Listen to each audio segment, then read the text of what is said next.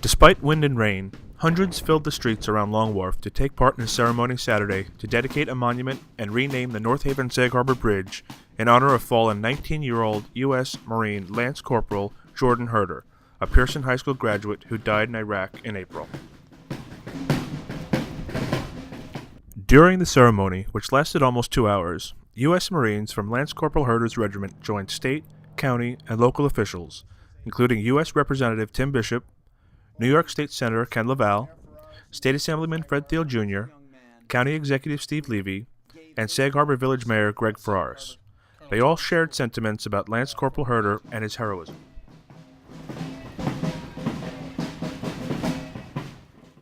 Grieving parents Joanne Lyles and Christian Haerter unveiled the monument at the foot of the bridge, a red granite obelisk, the color of which was chosen to represent the Marine Corps and Pierson High School. Marines, veterans, and officials later cut a ribbon and dedicated what will now be called the Lance Corporal Jordan Haerter Veterans Memorial Bridge.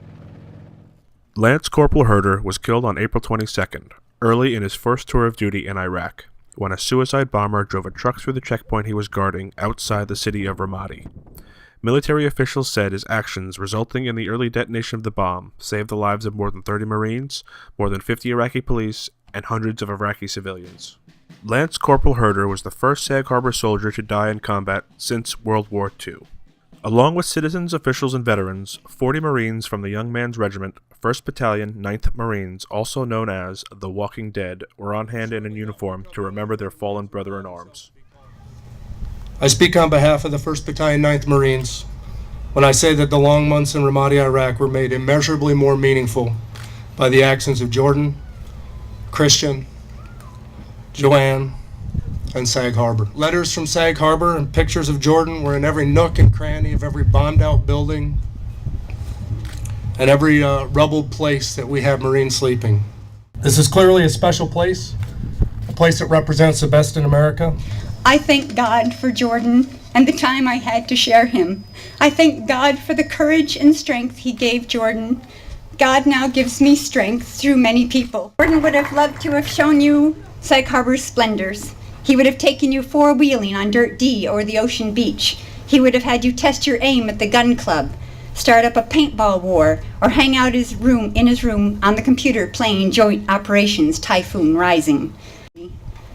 Breathe. Take in this weekend in Jordan's Sag Harbor. I will close by sharing these words. Enjoy the little things, for one day you may look back and realize they were the big things. Thank you. The face that you see in the granite today, it may look like your own, but be assured that it's the face of a hero. A hero named Lance Corporal Jordan Christian Haerter, a native son of Sag Harbor. Bless his sacrifice and grant all of us the peace for which he gave his life.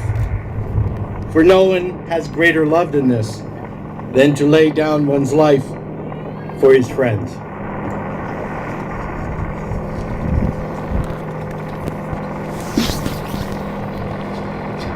Colors, punch. In closing, let me just say that the sacrifice that Jordan made on April 22nd is one that has been made countless times in our history by brave men and women seldom recognized as such. Please make sure you join us in celebrating their lives by giving them a genuine thank you for yours. Thank you very much, Sag Harbor, for all that you have done and all that you do.